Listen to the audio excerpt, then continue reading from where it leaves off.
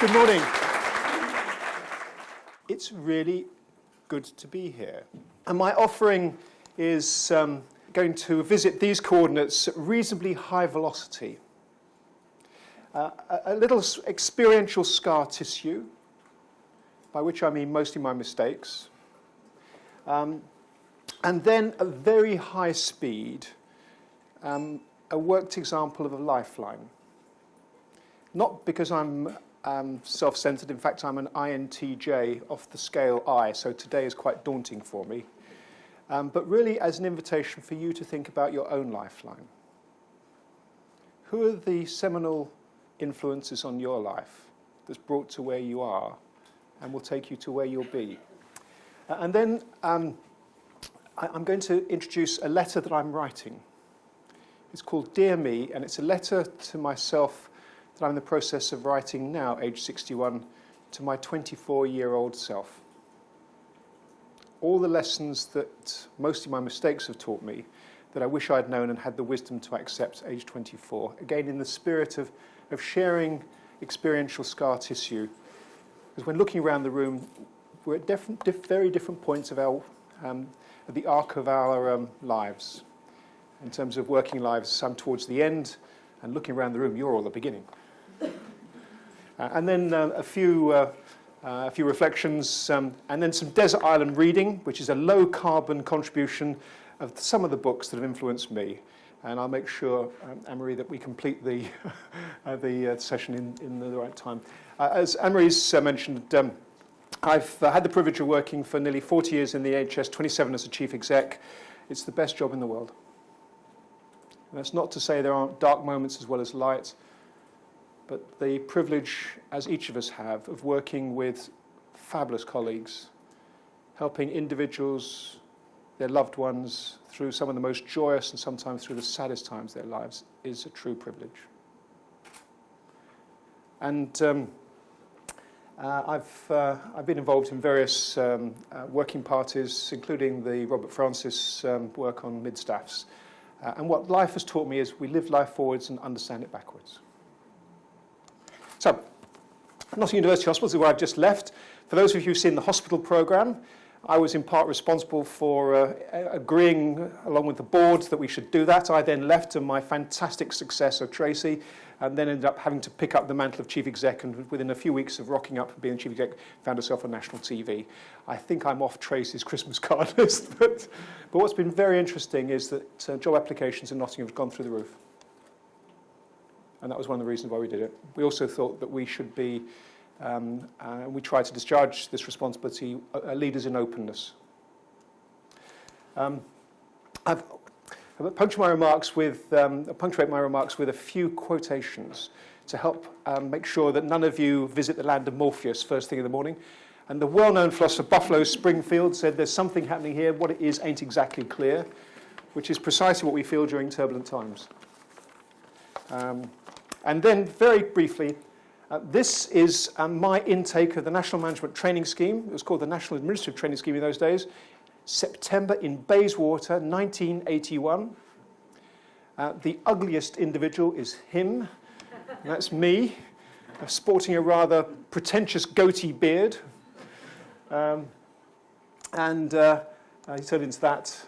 And then importance never comes with situations we attach it. You may well have important conversations today, the significance of which may only become apparent in the years ahead. I describe these as cubic centimetres of chance, which we'll revisit subsequently. And I'm not going to go into detail, and I appreciate for those from the mid onwards, it's actually been quite difficult. What I did, just as I retired, I'm a very reflective soul, is assemble the lifeline, i.e. those events and people that have actually contributed significantly to what I ended up doing, because originally I wanted to be a pilot. But unfortunately, I'm blind in one eye and through German measles, so I didn't really qualify. And I'm so grateful I didn't. But at the time when I was a teenager, when that was my obsession, it was a huge, crushing defeat. But actually, it was a springboard in doing lots of other things. So I would really recommend best over, if it's your tipple, a bottle of red wine or two with your partner, and to map out your lifeline to where you are, and then perhaps to speculate the next 10, 15 years. In life, there are many gifts. If we're lucky, good health. If we're fortunate, loving relationships, and great teachers. And I know in this room already there are great teachers. And the gift of enabling others to do great things is hugely, hugely important and valuable, and I've benefited from that. And certainly there are a number of great teachers in my lifeline, but I won't go into to those in detail for reasons of time. And the most important things in life aren't things. In my submission, they're relationships, including those that we create at work. Because life is too short not to work in a joyful environment, even though it often means it's very, very challenging. The other piece of advice, and forgive me, this is rather crude, is always learn to love your enemies. It's very important, just in case your friends turn out to be a bunch of bastards. That's apocryphal, of course. So this is the letter from me, from the vantage point, age 61, to a very inexperienced 24-year-old, which is the age I joined the NHS, or thereabouts.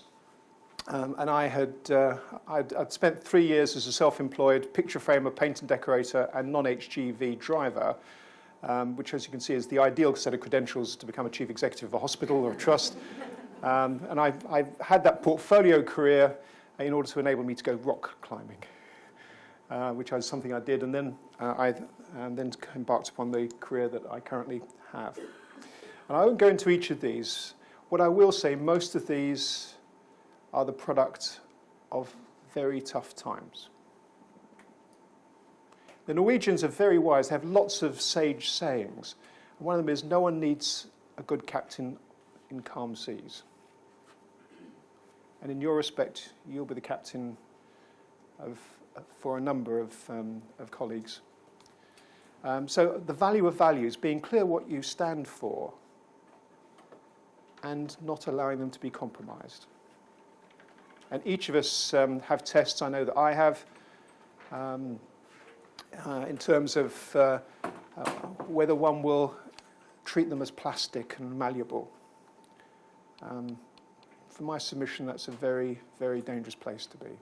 But being clear about values and using those as, if you like, a satellite navigation system to guide your way through the various challenges that you face. The other is, and again, there's an act of unburdening here, is we are more constrained by ourselves than we are others. If we say we can't do something, we won't.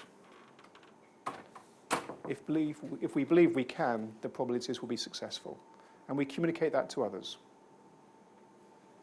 I've had lots of fabulous bosses. I had one or two who have been dreadful, but I've had lots of fabulous bosses. And Dame Deirdre Hine is one of the smartest women I've ever met in my life. Chief Medical Officer in Wales and Chairman of the Commission for Health Improvement, where I was the Chief Exec. And Deirdre said to me at one stage, when we were going through a particularly turbulent time, Peter, you should regard work as a lifelong seminar. I rather like that notion, where work is a learning laboratory. It helps to, particularly when one gets into quite difficult territory, to slightly detach oneself from the heat and burden to work, well, what am I learning here, including about myself, and how can I be more effective? The other is, which I'll move on to quickly, is always select who you work for far more carefully than they select you. Seriously. I've made 2 mistakes in my career, both of which I should have predicted and didn't. And they were pretty uncomfortable. You're entrusting your energy, your purpose to individuals, to organisation, make sure it fits. And then W.H. Auden, rather a serious author. We are here on earth to do good to others. What the others are here for, I don't know. A rather more humorous offering from Auden than one's accustomed to. And then a few other reflections. The constancy of purpose, constancy of leadership. And each of you are leaders. And one of the most important qualities that, as leaders, we are naturally obliged, both by role and by duty and personality, to demonstrate is trust. People have to be able to trust you, and you have to be able to trust others. And you can't generate trust like instant coffee. Normally, in my experience, it's formed over a period of time, particularly in adversity, and how well we look after each other during that time. So, and making sure that whilst individuals may change, the values and behaviours are constant. And there are some fantastic examples of organisations in this room of inspirational leadership and change over time because of the constant application of values and behaviours. And the other piece of advice which I've learnt is always appoint people more able than yourself and make them fly. A measure of a leader is who follows them. And then look after the individuals for the arc of their working life and maybe beyond. Looking after people isn't just for Christmas. And some of the best people I've worked with and for have taken interest in me and those of my peers throughout our lives. The other is Stephen Covey. I confess in my reading I'm a bit West Coast. I'm an economist by training, which is rather East Coast, but I do like to visit the West Coast on occasion. And Stephen Covey made the observation, we should seek to understand before seeking to be understood. And certainly as a chief exec, I learnt, again, mostly from my mistakes, the value of going to see and talk to people as opposed to relying exclusively on written synthetic reports. A series of cock-ups I've been responsible for by not applying that lesson. So I offer that to you in the spirit of collegiate friendship. And then Wilkins, inexperience often triumphs over experience because it doesn't know where to fail. And I'm really looking forward to learning of Guy's session. Some of the most radical improvement I've been associated with, mostly supported rather than led, has been through the radical application of something outside of health into health by people who aren't that experienced in health. As a friend of mine, actually a consultant neurologist who's now retired, who during lunch break got his spectacles changed to Vision Express in an hour.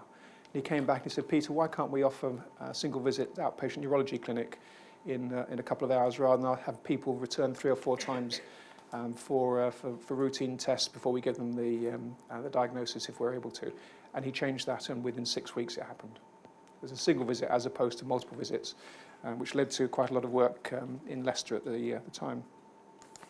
The other is, one has to be careful how one applies this. Avoid short-term answers to long-term questions. And that's not to say that tactically one doesn't on occasion need to tactically intervene on a short-term basis.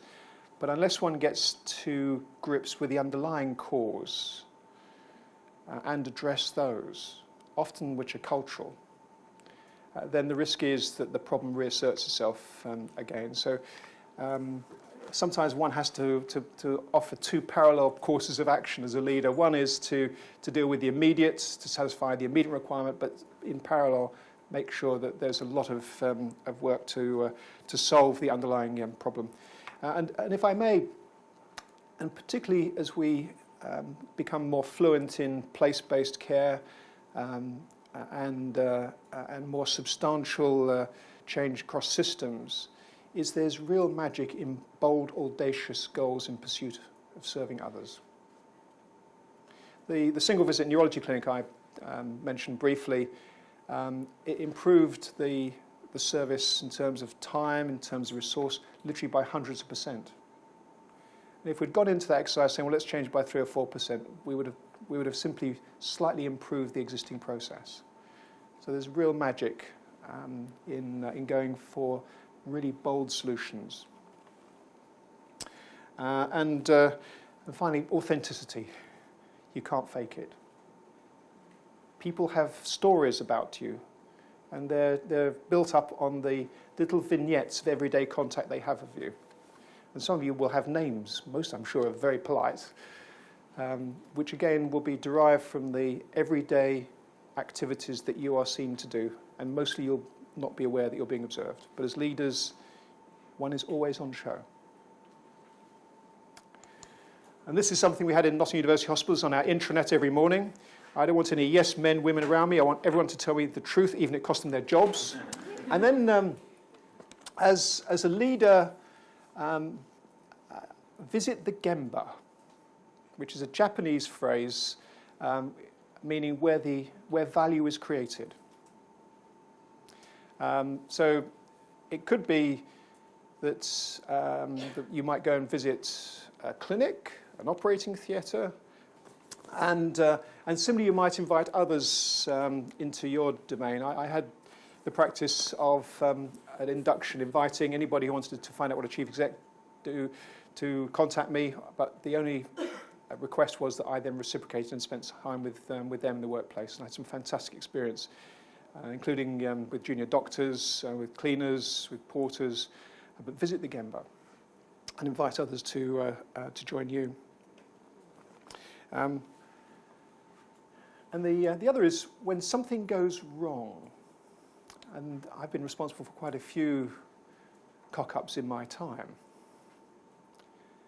A helpful frame of reference, which I learnt, is always make sure the learning from what goes wrong, the impact of the learning from what goes wrong, is far, far greater than the impact of what went wrong.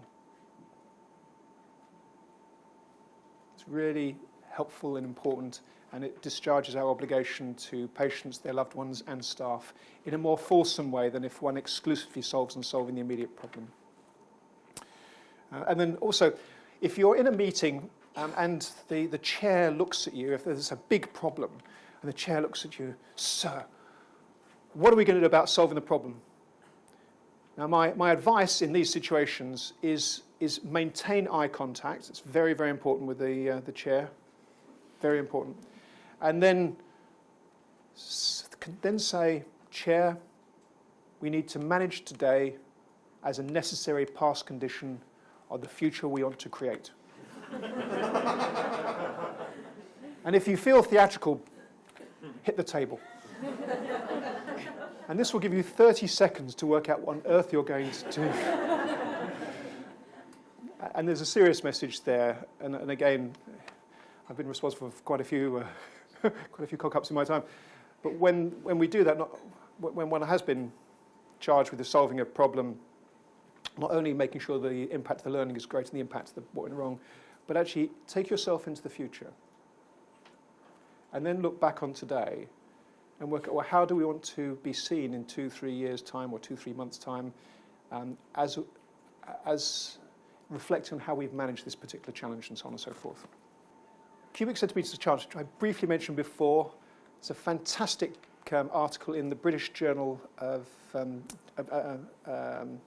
Geriatrics by Yosef, who's a general porter now working in Barts, called the All-Seeing Porter.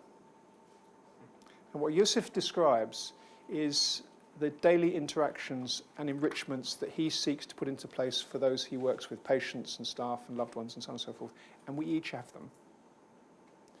If you harvest those well, during the course of your working and non-working life, you'll change the world more than you'll ever realise.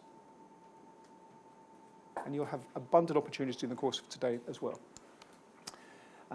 Wilkins, people who think they won't achieve much rarely do. People who think they will achieve much rarely don't. But the Times, back in 1834, and this is We Live Life Forwards, Understand It Backwards, made the observation that the stethoscope will ever come into general use, notwithstanding its value, is extremely doubtful, because its beneficial application requires much time and gives a good deal of trouble both to the patient and practitioner. Its hue and character are foreign and opposed to all our habits and associations. It's a bit like, I think, the chairman of IBM said there was only a need for 6 computers. And I think this is part of turbulent times. As I confess there have been times in my career where I haven't known what to do. And sometimes that can be really intimidating and frightening, especially if one's responsible, as each of you are, for others. And the notion that William James describes as the greatest discovery of my generation is that a human being can alter their life by altering their attitudes of mind. That's easy to describe, tough to do, but very rewarding when one's able to. And then my desert island reading list. Low carbon. Many of these available on Kindle. I'm not on commission. And there are two or three I'd like to draw your attention to. Joseph Jaworski, an American author, describes his leadership journey as a story of his life. You may find some resonance in that, and it includes some extraordinary examples of synchronicity, which, as you'll know, means something that's highly improbable and highly significant. The other is Matthew Said, Black Box Thinking, for those of us who haven't read it. It's fantastic. It includes a very poignant introductory section describing Martin Bromley's wife, Martin being a pilot who lives actually around here, whose wife died as a result of a very straightforward ENT procedure. And what Martin did extraordinarily, notwithstanding the grief associated with the loss of his wife, is he then helped to support the clinical team responsible for this difficulty, work through a human factors analysis in exactly the manner that would happen in the aviation industry. And Martin now is leading, with a number of others, human factors developments within the NHS. And the other is Rose McGinty, Electric Souk. Rose is an NHS manager, works in London, lives in Kent, and is fantastic. Really interesting story, which draws on her experience working in the Middle East. And the final one, which isn't on here, which a friend of mine has just introduced me to, is The Trusted Executive by John Blakely. Deconstructing the properties of trust and how we as leaders either generate it or don't, as the case may be. So that's my offering. I hope there's some interest in those. And in my sort of concluding remarks, if I might say a thank you to a number of individuals, and I can't be comprehensive in my offering, with Anne-Marie for somehow spanning Olympian-like across a huge territory. And Anne-Marie has the rare gift of enabling greatness to flourish, not only within herself, but others. And, of course, Christina, who's returned from Italy, especially to join us, flew in yesterday evening in order to be with us. And, again, a lady who elicits greatness. And thank you for taking on this huge territory. and, of course, others who've helped to organise today, including Vicky and Julia. And at that point, ladies and gentlemen, if I may presume friends, can I wish you well in your journey? It undoubtedly will be tumultuous. I hope it will be rewarding and fulfilling. And what you can be assured, you're in great company. Thank you very much.